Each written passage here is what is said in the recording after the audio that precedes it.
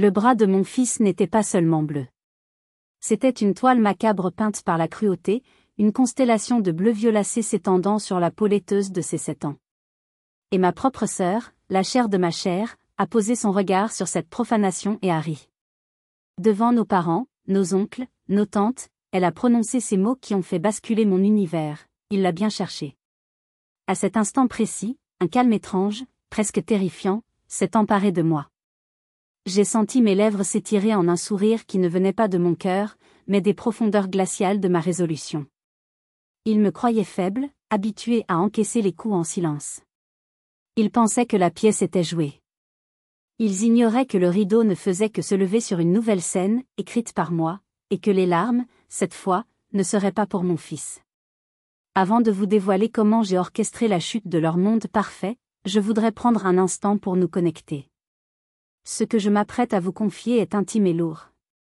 Savoir que je partage ce poids avec une communauté bienveillante est une force. Alors, dites-moi dans les commentaires de quelle ville, de quel pays vous m'écoutez. Quelle heure est-il chez vous, en ce moment même? Imaginez tous ces points lumineux sur la carte du monde, tous ces cœurs qui battent à l'unisson, me donnent le courage de poursuivre. Maintenant, retournons à ce dimanche après-midi à Lyon, le dernier jour où j'ai accepté d'être une victime. Je m'appelle Élodie, et pendant la majeure partie de mes 35 ans, j'ai été une experte en camouflage émotionnel. Ma vie, c'était l'art de ne pas faire de vagues. Surtout depuis que Léo était né. En tant que mère célibataire, mon univers tournait autour de ce petit garçon solaire et de mon modeste bureau de graphiste freelance, installé dans un coin de notre appartement sur les pentes de la Croix-Rousse. C'était notre refuge, un îlot de douceur que j'avais bâti pour nous protéger de l'océan glacial qu'était ma propre famille. Dans la mythologie familiale orchestrée par mes parents, Bernard et Geneviève, il n'y avait pas de place pour la nuance. Il y avait le soleil, et il y avait les planètes qui tournaient autour, dans l'ombre. Le soleil, c'était ma sœur aînée, Corinne.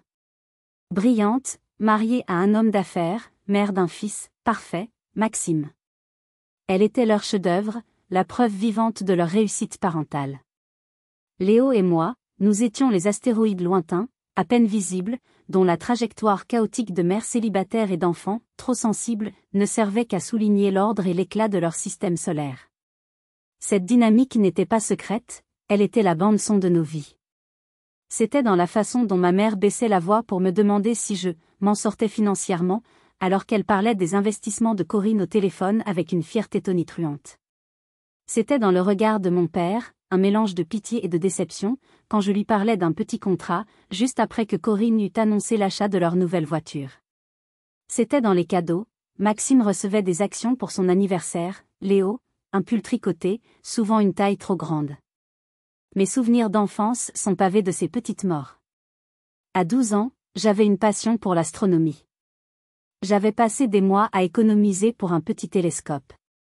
Le jour où je l'ai enfin eu, j'étais la plus heureuse des enfants. J'ai voulu le montrer à Corinne, qui avait 15 ans. Elle a levé les yeux de son magazine de mode et a dit « C'est mignon. Tu joues encore avec des jouets, toi ?» Elle l'a attrapé sans ménagement, a fait semblant de regarder dedans et l'a fait tomber. Une lentille s'est brisée. Mes parents m'ont grondé pour avoir laissé un objet si fragile à sa portée. Corinne n'a jamais eu la moindre réprimande. J'ai pleuré toute la nuit, non pas pour le télescope, mais pour l'injustice flagrante, pour la certitude que ma passion n'avait aucune valeur face à son mépris. Ces blessures, loin de se cicatriser, s'étaient infectées avec le temps. Et maintenant, je voyais le même venin s'infiltrer dans les veines de mon fils. Léo était tout ce qu'il n'était pas, empathique, créatif, un enfant qui préférait passer des heures à construire des mondes imaginaires avec ses Legos plutôt que de se battre pour être le premier. Sa sensibilité, que je considérais comme sa plus grande force, était pour eux une tare. « Il faut qu'il arrête d'être dans la lune », disait mon père avec un soupir exaspéré. Le monde va le manger tout cru. Mais ce n'était pas le monde qui le mangeait, c'était eux. Je le voyais s'effacer en leur présence, sa voix devenir un murmure, son corps se faire plus petit. Il retenait ses rires, cachait ses dessins, de peur d'être jugé, comparé, diminué. La lumière dans ses yeux vacillait chaque fois que nous passions la porte de leur maison de Caluire. Il portait le poids de mon propre héritage, la malédiction de l'enfant de l'ombre. Et la culpabilité me rongeait. J'avais passé ma vie à essayer de leur plaire, à espérer qu'un jour ils me voient enfin. En faisant cela, j'avais exposé mon fils à la même douleur. Je réalisais, avec une horreur grandissante, que pour le protéger, il ne suffisait plus d'être un bouclier. Il fallait que je devienne une épée. Le coup de fil de ma mère est arrivé un mardi, alors que je jonglais entre une urgence client et la préparation du dîner. Sa voix était comme du miel tiède, une douceur calculée qui déclenchait instantanément toutes mes alarmes internes. « Élodie, ma chérie. Comment vas-tu? Et mon petit Léo ?» La conversation a commencé par un échange de banalités, un rituel de surface que nous maîtrisions à la perfection. Je savais qu'elle n'appelait jamais, juste pour prendre des nouvelles. Puis, la véritable raison de son appel a été dévoilée, enrobée de sucre affectif. Alors voilà, dimanche, on fait un grand repas pour les 65 ans de ton père. Il ne veut rien de formel, juste être entouré de ceux qu'il aime. Et il a bien insisté, il veut absolument que son petit-fils soit là. Son petit-fils. Pas c'est. Le possessif était une arme, et elle savait s'en servir. Léo, qui finissait ses devoirs à la table de la cuisine, a figé son crayon. Ses épaules se sont raffaissées. Son visage s'est fermé. C'était une réaction viscérale, une fermeture de rideau immédiate à la simple mention d'une réunion de famille. Oh, maman. Dimanche, ça va être très difficile. J'ai une livraison capitale lundi matin, je vais devoir travailler tout le week-end. L'excuse était faible, mais c'était tout ce que j'avais. Le travail, toujours le travail, a-t-elle soupiré, avec juste ce qu'il fallait de martyr dans la voix. Élodie, c'est une étape importante pour ton père. Corinne et Jean-Luc ont décalé un voyage pour être là. Maxime a déjà acheté un cadeau avec son argent de poche. Il a tellement hâte de jouer avec Léo. Le mensonge était si énorme, si honté, qu'il m'a coupé le souffle. Maxime ne considérait pas Léo comme un partenaire de jeu, mais comme un jouet. Un jouet qu'il aimait casser. Après avoir raccroché, avec une promesse vague de « voir ce que je pouvais faire », je me suis tournée vers mon fils. Ses yeux étaient brillants de larmes non versées. « Maman, s'il te plaît, on n'est pas obligé d'y aller », sa voix était à peine un souffle. Il m'a alors raconté. Les incidents à l'école étaient devenus plus fréquents. Ce n'était plus juste des moqueries. Maxime l'attendait après la cantine, le forçait à lui donner son dessert. Il avait, accidentellement, fait tomber le cahier de Léo dans une flaque d'eau. Il organisait des jeux dont Léo était systématiquement exclu, mais suffisamment prêt pour qu'il se sente rejeté. C'était une torture psychologique lente et méticuleuse. Le lendemain, rempli d'une juste colère, j'ai appelé Corinne. Je voulais croire qu'en tant que mère, elle comprendrait. J'ai choisi mes mots avec soin, parlant de « mésentente » entre les garçons, suggérant une conversation. Sa réaction a été une douche froide. Un rire cristallin et méprisant. « Élodie, tu es adorablement dramatique. Tu te rends compte que tu me parles de chamaillerie de cour de récré? Maxime est un garçon populaire, il a du caractère. Léo est différent. Il est dans son monde. S'il se sent un peu à l'écart, c'est peut-être à lui de faire des efforts pour s'intégrer, tu ne crois pas? Cesse de le surprotéger, tu en fais une victime. » Elle avait retourné la situation avec une aisance terrifiante. Mon fils, la victime de harcèlement, était devenu le responsable de son propre isolement. Et moi, sa mère, l'architecte de sa faiblesse. J'ai raccroché, le cœur lourd d'une défaite amère. Pendant 2 jours, j'ai lutté. Mon instinct de lionne me hurlait de les envoyer tous au diable, de construire un mur autour de mon fils et de ne plus jamais les laisser approcher. Mais des décennies de conditionnement sont difficiles à ignorer. La peur d'être celle qui divise la famille, la culpabilité instillée par ma mère, la petite voix lâche qui murmurait que ce serait plus simple de céder. Finalement, la lâcheté a gagné. J'ai rationalisé ma décision. Ce n'est qu'un après-midi. Je ne quitterai pas Léo des yeux. C'est important pour mon père. Des mensonges que je me racontais pour masquer une terrible vérité, j'avais plus peur de leur désapprobation que du chagrin de mon fils. Ce fut la plus grande erreur de ma vie. Nous sommes arrivés à la maison de Caluire sous un soleil trompeur. La porte s'est ouverte sur une cacophonie de rires forcés et de verres qui trinquent. L'air était saturé du parfum cher de ma sœur et de l'odeur du rôti qui cuisait lentement. C'était l'odeur de mes dimanches d'enfance, une odeur de fausse convivialité et de tension latente. Corinne, resplendissante dans une robe de créateur, est venue nous accueillir. Elle a pincé la joue de Léo un peu trop fort. « Te voilà, toi. Tu as l'air tout pâle. Tu ne sors pas assez. » Mon père m'a fait la bise, son regard passant par-dessus mon épaule, déjà à la recherche d'un invité plus important. Ma mère m'a prise à part. « J'espère que tu seras de bonne humeur aujourd'hui, Élodie. Ne gâche pas la fête de ton père. » La menace était à peine voilée. J'ai installé Léo dans un coin du salon avec un livre, créant une bulle de protection autour de lui. Je me suis posté à proximité, tel un garde du corps, déclinant les offres de champagne, répondant par monosyllabes aux questions sur ma vie d'artiste. Mais ils étaient malins. Ils savaient comment isoler leur cible. C'est ma mère qui a porté le premier coup. « Élodie, chérie, peux-tu venir m'aider en cuisine ? Je n'arrive pas à ouvrir ce bocal de cornichons. » « Laisse, maman, papa peut le faire. Ton père discute avec son frère. » « Allez, ne sois pas comme ça. » J'ai regardé Léo. Il m'a fait un petit signe de tête courageux. « Ça va, maman. » Je suis partie, le cœur serré. La cuisine était à l'autre bout de la maison. Le bocal, bien sûr, n'était pas coincé. C'était une diversion. Pendant que je coupais du pain et que ma mère me parlait du dernier voyage de Corinne, mon anxiété montait en flèche. Chaque éclat de rire provenant du salon me faisait sursauter. Quand je suis revenue, 5, peut-être 10 minutes plus tard, le salon était bruyant. Léo n'était plus dans son fauteuil. Mon cœur a raté un battement. Je l'ai cherché frénétiquement du regard, balayant la foule des invités. Je l'ai finalement aperçu, près de la grande baille vitrée qui donnait sur le jardin. Il était seul, de dos. Il se tenait le bras droit, comme s'il souffrait.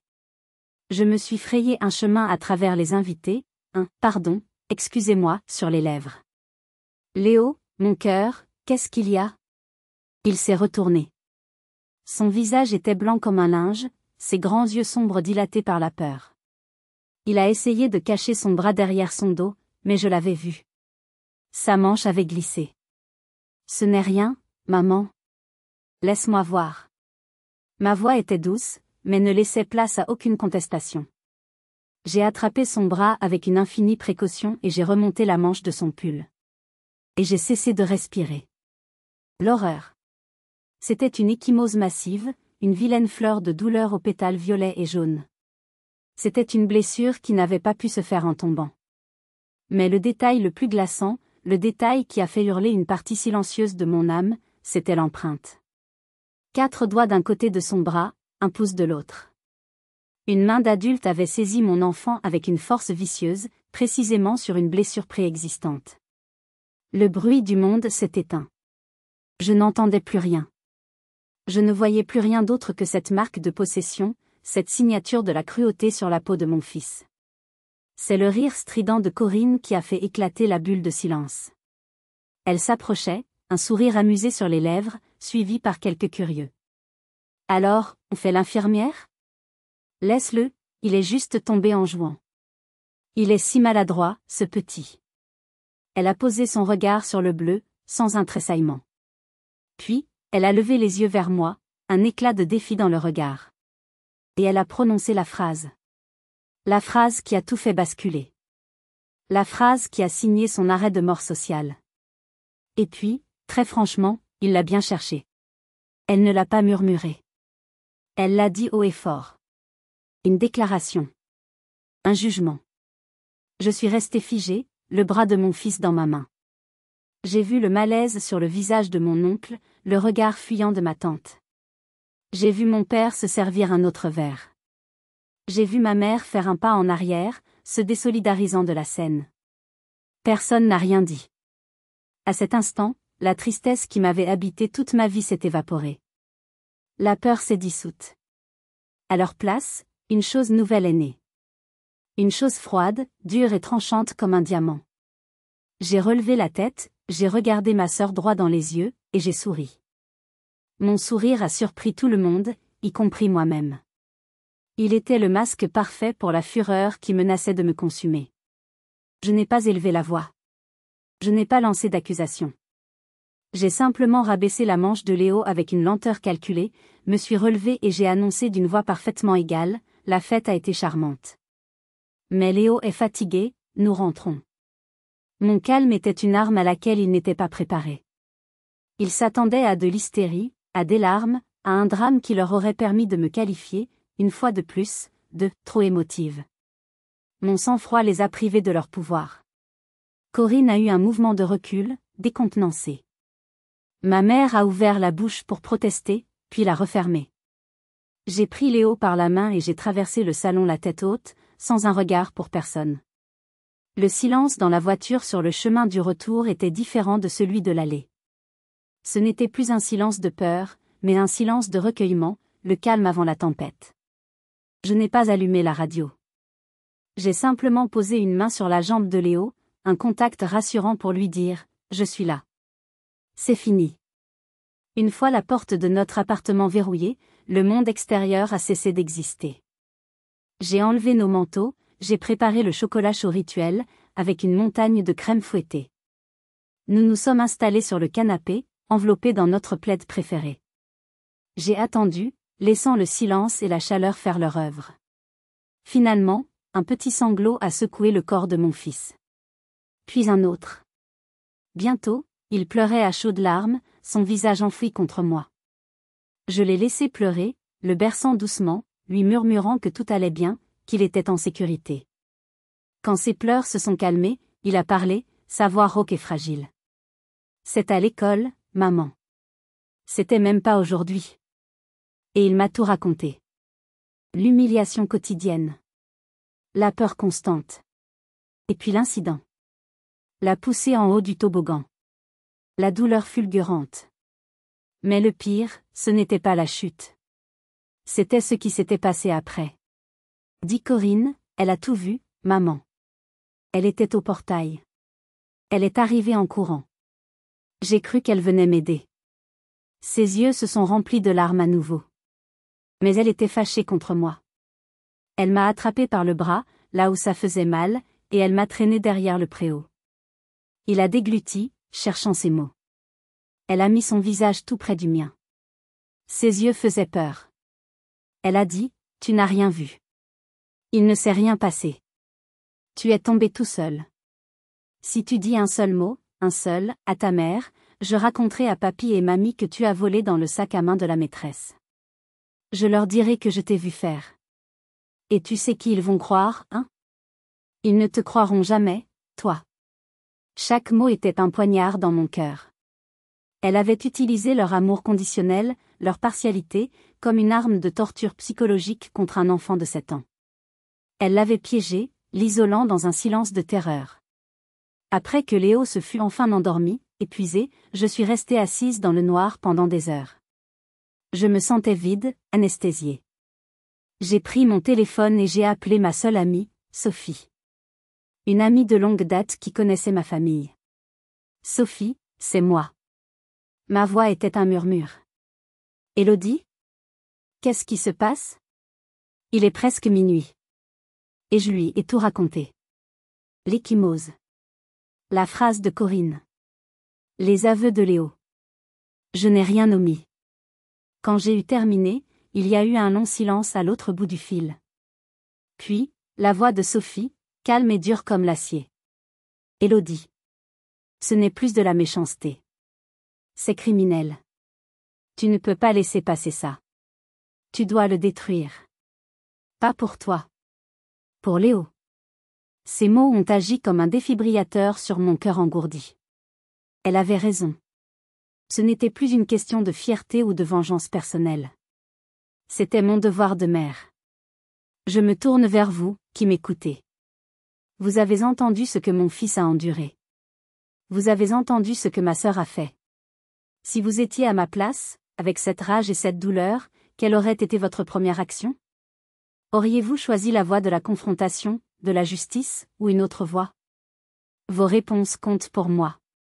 Dites-le moi dans les commentaires.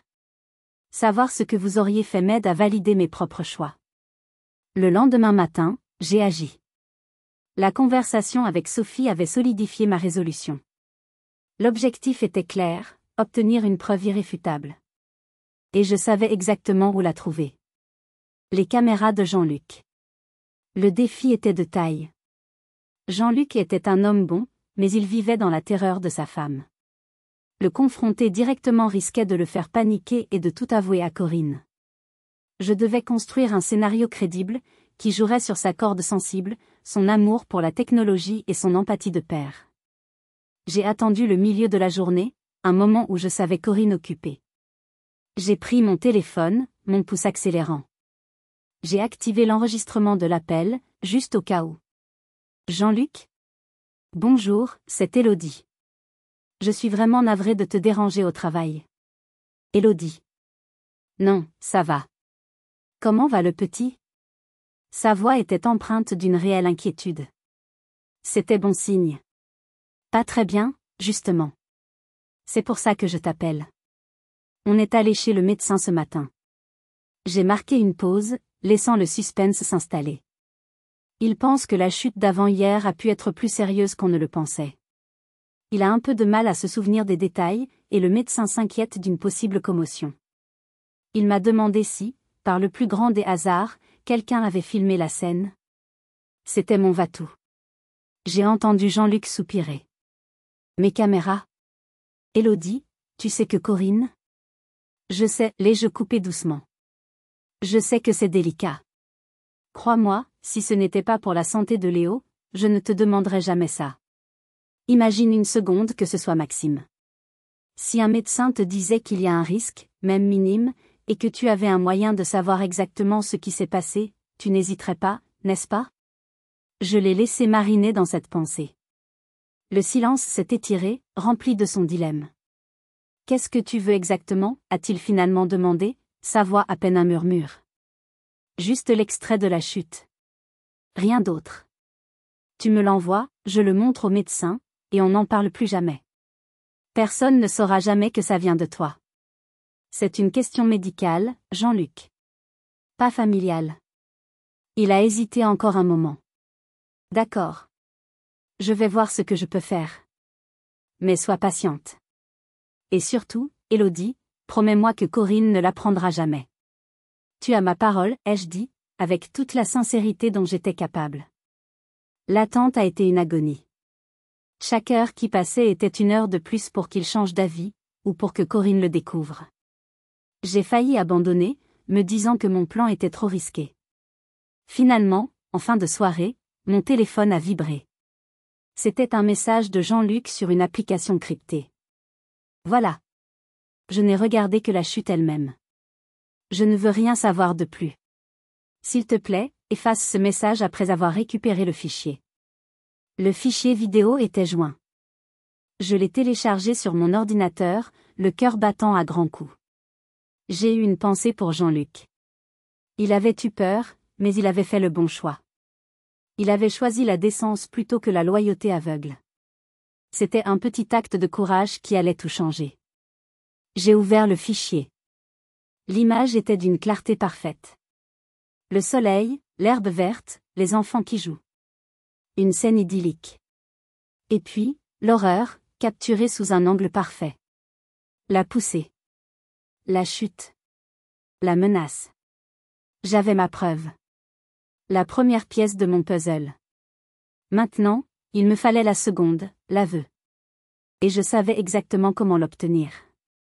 Avec la vidéo en ma possession, un calme étrange s'est installé en moi. La panique avait laissé place à une concentration intense. Je n'étais plus une victime réagissant à la douleur, j'étais devenue une stratège planifiant son prochain coup. La vidéo était une arme puissante, mais elle pouvait être sujette à interprétation. Un jeu d'enfant qui a mal tourné, dirait-il.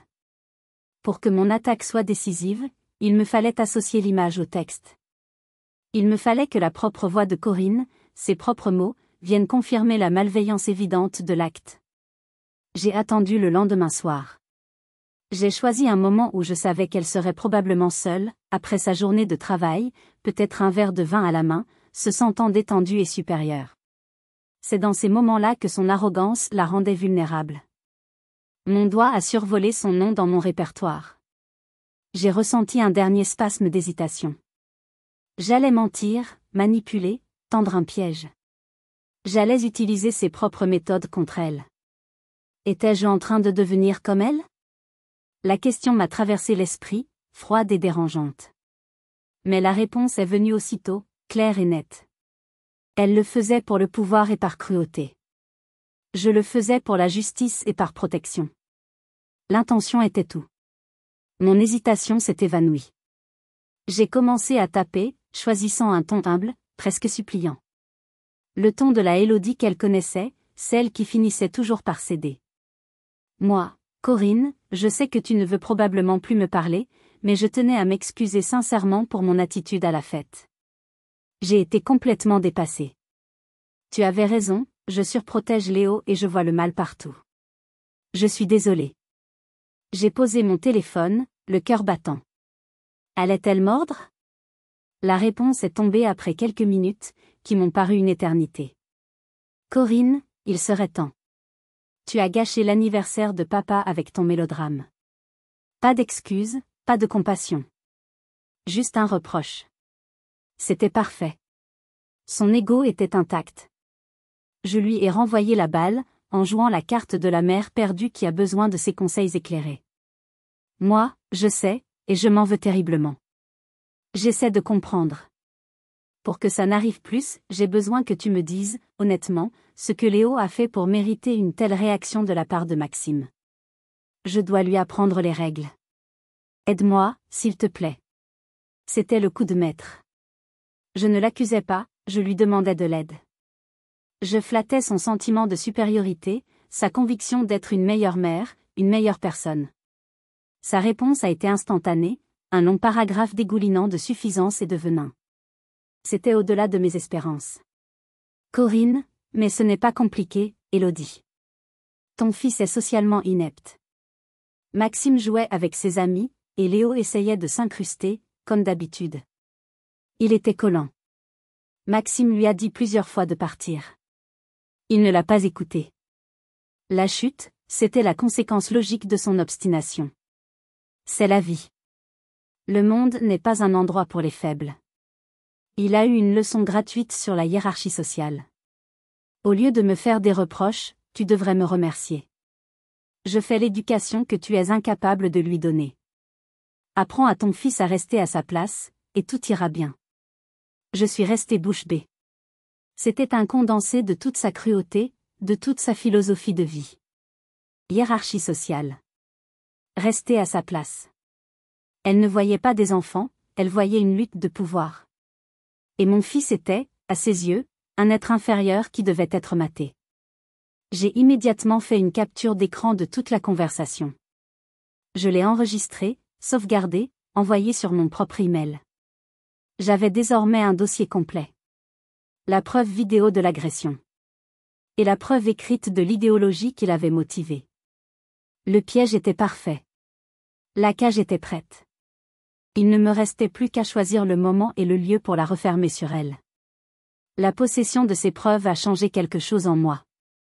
La rage et la douleur étaient toujours là, mais elles étaient maintenant canalisées par un sentiment de pouvoir froid et écrasant. Les nuits suivantes, je n'ai que très peu dormi. Je passais des heures dans le silence de mon appartement, à regarder ces deux fichiers sur mon ordinateur comme s'ils étaient des armes nucléaires. Et d'une certaine manière, c'en était. Elles avaient le pouvoir de raser de la carte le paysage familial que j'avais connu toute ma vie. Mon plan initial était simple, attendre la prochaine réunion de famille et tout dévoiler. Une exécution publique. Mais plus le temps passait, plus une question insidieuse commençait à me hanter. Et après? Après l'explosion, que resterait-il? Corinne serait anéantie, c'est certain. Mais mes parents? Ils seraient dévastés, humiliés. L'œuvre de leur vie, cette image de famille parfaite qu'ils avaient entretenue à tout prix, serait réduite en cendres. Et moi, je serais celle qui a allumé la mèche. Pourrais-je vivre avec ça? Je me suis surprise à regarder de vieilles photos. Une photo de moi et Corinne, adolescente, riant aux éclats sur une plage de Bretagne. Une photo de mes parents, le jour de mon diplôme, l'air si fier. Il y avait eu des moments de bonheur. Des moments où j'avais cru que nous étions une vraie famille. Était-il juste de tout effacer pour un acte, aussi monstrueux soit-il? J'ai commencé à imaginer des alternatives. Une confrontation privée. J'irai chez eux, je poserai les preuves sur la table. Je leur donnerai une chance de reconnaître la vérité, de s'excuser. Une chance de sauver ce qui pouvait encore l'être. Mais l'image de leur réaction à la fête me revenait en mémoire. Le regard fuyant de mon père. Le déni de ma mère. Le rire de ma sœur. Ils n'étaient pas prêts à voir la vérité. Ils la combattraient avec la dernière énergie. Une confrontation privée se terminerait par des cris, des insultes, et je serais à nouveau seul contre trois, la folle, l'accusatrice. Une nuit, l'angoisse est devenue si forte que j'ai failli tout effacer. Supprimer la vidéo, la capture d'écran, et essayer d'oublier. Tenter de construire une paix armée, de protéger Léo en le tenant à distance, mais sans provoquer de rupture définitive. N'était-ce pas ça, être adulte? Accepter les imperfections des autres et continuer à avancer? C'est une vision de Léo qui m'a arrêté. Je l'ai vu, dans mon esprit, dans 10 ans. Un adolescent anxieux, doutant de lui-même, incapable de faire confiance, portant toujours la cicatrice invisible de cette trahison. Et je me suis vue, à 50 ans, amère et pleine de regrets, rongeant mon frein lors des repas de famille, souriant poliment à la femme qui avait terrorisé mon fils. Non. Le silence n'était pas une option. Le silence était le poison qui nous avait tous infectés. Continuer à se taire, c'était laisser le poison se répandre, contaminer la génération suivante. Mon devoir n'était pas de préserver une illusion de famille. Mon devoir était de protéger mon enfant. Et la seule façon de le protéger était de détruire la source de la menace. Définitivement. Ma décision était prise, et cette fois, elle était irrévocable. Ce ne serait pas un acte de haine. Ce serait un acte de chirurgie. Une amputation nécessaire pour sauver le reste du corps de la gangrène. J'ai commencé à planifier la scène finale, non plus avec la rage d'une victime, mais avec la précision froide d'un stratège. Je savais que ma vie d'avant était terminée. J'étais prête à affronter les conséquences, quelles qu'elles soient, pour offrir à mon fils un avenir où il n'aurait plus jamais à avoir peur. Si vous êtes arrivé jusqu'ici, laissez un commentaire pour nous dire ce que vous auriez fait à la place d'OP. Vous pouvez aussi écrire simplement le chiffre 1 pour montrer que vous suivez encore. Et dites-nous, vous regardez cette histoire depuis quelle région ou quel pays? J'ai choisi mon moment avec soin. J'ai attendu une semaine. Une semaine pendant laquelle j'ai répondu poliment au message de ma mère, qui s'étonnait de mon silence. J'ai attendu qu'ils organisent un autre petit rassemblement, un dîner de réconciliation, suggéré par ma tante, qui sentait bien que quelque chose s'était brisé. C'était le théâtre parfait. Un public restreint, mais composé des piliers de la famille. Je suis arrivée la dernière, Léo étant resté chez Sophie. J'étais habillée sobrement, mon visage un masque de neutralité. Corinne, me voyant arriver seule, a interprété ma présence comme un signe de capitulation. Elle m'a gratifié d'un sourire condescendant. Ah, te voilà enfin. J'espère que tu as fini ta crise, m'a-t-elle glissé à l'oreille. Je n'ai pas répondu. J'ai attendu que tout le monde soit à table, que le vin soit servi, que les conversations de surface aient commencé. Au milieu du plat principal, j'ai posé mes couverts. Le petit bruit a suffi à attirer l'attention. Pardon de vous interrompre, ai-je commencé, ma voix étonnamment stable. Mais avant de continuer ce délicieux repas, j'aimerais partager quelque chose avec vous. Quelque chose qui nous concerne tous. Mon père a froncé les sourcils. Élodie, ce n'est pas le moment de... Au contraire, papa. C'est le moment idéal. J'ai sorti mon téléphone et une petite enceinte portable. Il y a une semaine, ici même, un incident a eu lieu. Un incident qui a été minimisé, déformé. J'aimerais rétablir la vérité. J'ai d'abord fait écouter l'enregistrement de mon appel à Jean-Luc. Sa voix hésitante, sa peur de Corinne. Ce fut le premier choc. Jean-Luc, présent à table, est devenu blême. Puis, j'ai posé le téléphone au centre de la table et j'ai lancé la vidéo. Je ne l'ai pas projeté sur un grand écran. Je voulais qu'il se penche, qu'il se rapproche, qu'il soit forcé de regarder l'horreur en face. Le silence s'est fait. On n'entendait plus que la bande-son de la vidéo, les rires lointains, le bruit du vent, puis le choc sourd du corps de Léo sur le sol. J'ai observé leur visage. Mon oncle, la bouche entr'ouverte. Ma tante, la main sur son cœur. Jean-Luc, les yeux fermés, comme s'il ne pouvait supporter de revoir la scène. Mes parents, le visage pétrifié. Et Corinne, dont le teint passait du rose à la pâleur la plus totale. Un jeu d'enfant, n'est-ce pas, ai-je commenté froidement quand la vidéo s'est terminée. C'est sorti de son contexte, a balbutié Corinne. Il m'avait insulté juste avant. Vraiment, ai-je répliqué. C'est étrange. Parce que dans les messages que tu m'as envoyés le lendemain, tu ne parles pas d'insultes. Tu parles de hiérarchie sociale, point. J'ai alors lu à voix haute, lentement, chaque mot de sa confession écrite. Chaque phrase était un clou de plus sur le cercueil de sa crédibilité. Il a eu ce qu'il méritait. Apprends à ton fils à rester à sa place. Quand j'ai eu terminé, j'ai levé les yeux et j'ai regardé chacun d'entre eux. Voilà la vérité. Pas ma version, pas celle de Léo. La vérité, capturée en images et confirmée par écrit. Une vérité où un enfant est agressé et menacé par sa propre tante, sous le regard indifférent de ses grands-parents. Maintenant, j'aimerais que quelqu'un m'explique la définition du mot « famille ». Point. Personne n'a répondu. Le silence était une condamnation. Corinne a fondu en larmes, des larmes de rage et d'humiliation. Jean-Luc s'est levé, a regardé sa femme avec un dégoût palpable et a quitté la pièce. Le procès était terminé. La sentence venait de tomber. Le départ de Jean-Luc a été le signal de la débandade.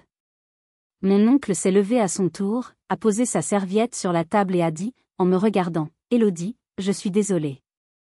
Nous aurions dû savoir. » Ma tante l'a suivi, sans un mot.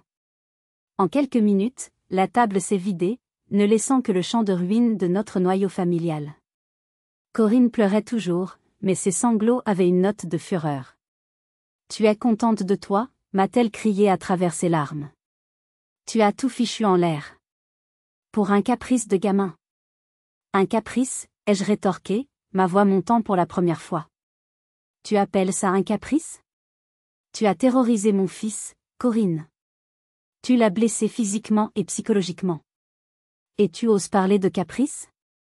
C'est mon père qui est intervenu, non pas pour me soutenir, mais pour tenter de sauver les apparences. Ça suffit, vous deux.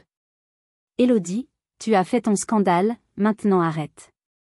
Nous réglerons ça en famille. En famille, ai-je ri amèrement.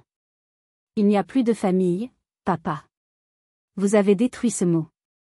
Vous avez choisi de protéger une agresseur plutôt qu'un enfant innocent. Il n'y a plus rien à régler. Ma mère, qui était restée silencieuse, s'est enfin levée.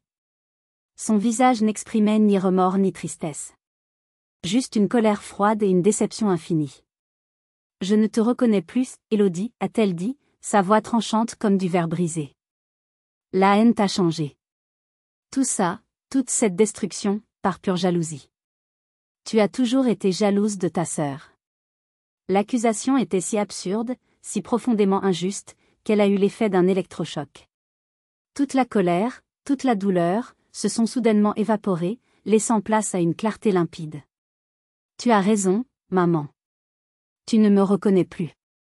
Parce que la Élodie que tu connaissais, celle qui acceptait tout en silence, elle est morte dimanche dernier. Elle est morte en voyant le bras de son fils.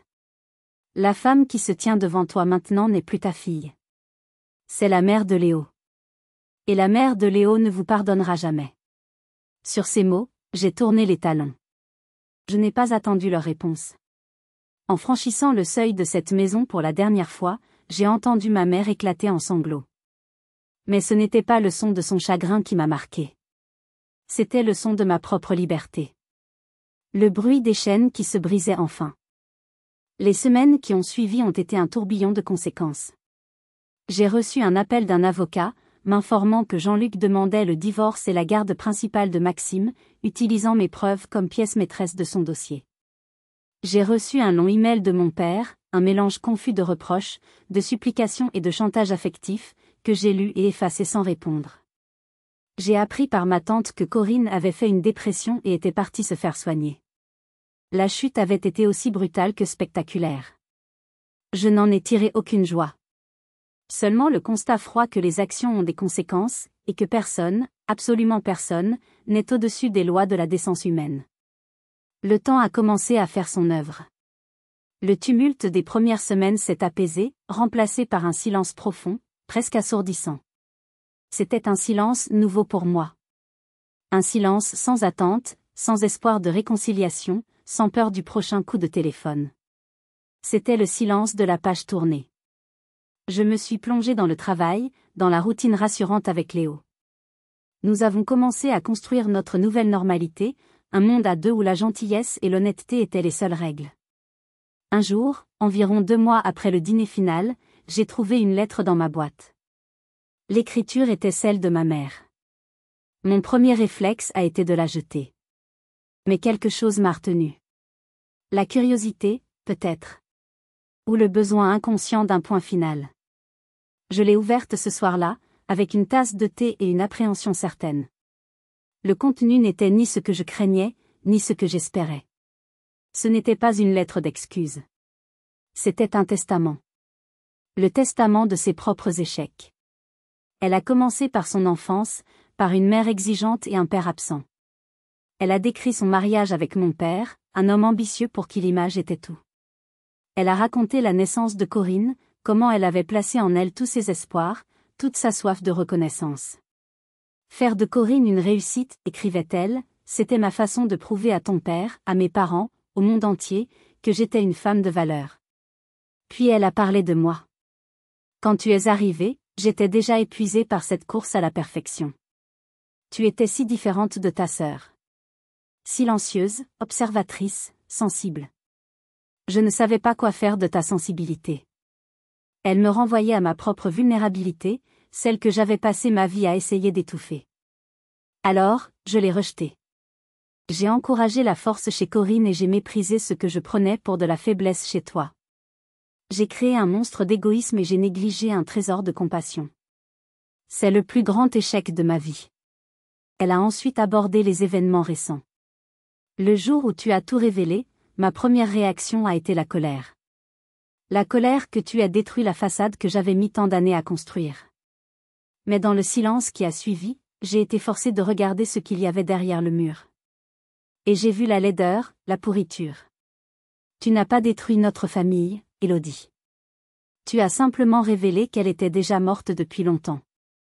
Elle terminait sa lettre sans demander de pardon, sans espoir de retour. Je t'écris ceci non pas pour que tu me pardonnes, mais pour que tu comprennes.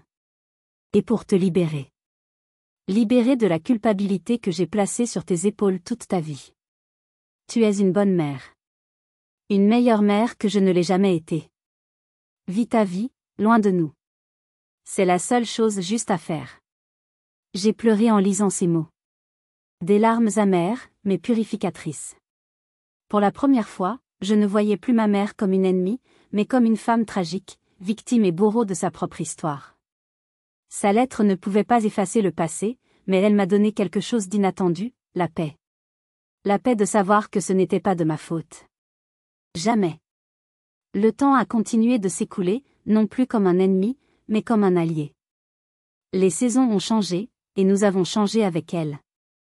Le printemps suivant notre rupture familiale, j'ai trouvé un nouvel appartement.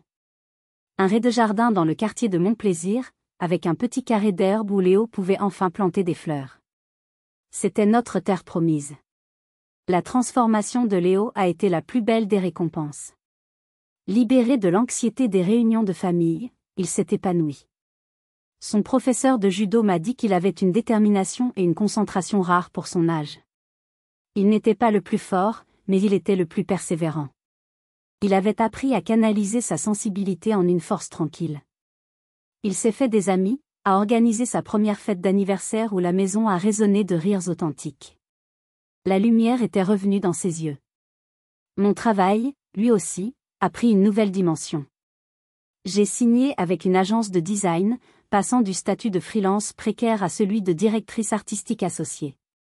L'énergie que je dépensais auparavant à gérer les crises familiales était maintenant entièrement consacrée à ma créativité. J'ai découvert que je n'étais pas seulement assez bonne. J'étais excellente. Je ne pense plus beaucoup à eux. Parfois, une pensée fugace me traverse l'esprit. J'ai appris par ma tante que mes parents avaient vendu leur grande maison de Caluire pour un appartement plus petit. Que Corinne vivait seule, quelque part dans le sud, et ne voyait presque plus son fils. Il n'y a aucune joie dans ces nouvelles. Juste le constat triste d'un immense gâchis. L'autre jour, en regardant Léo s'entraîner au judo, je l'ai vu chuter lors d'un combat amical. Il est resté au sol une seconde, a repris son souffle, puis son adversaire lui a tendu la main pour l'aider à se relever. Ils se sont salués, avec respect. Et j'ai compris. J'ai compris que mon combat n'avait pas été de lui apprendre à ne jamais tomber. C'était de lui apprendre comment se relever, et de m'assurer qu'il serait toujours entouré de gens qui lui tendraient la main, au lieu de l'enfoncer.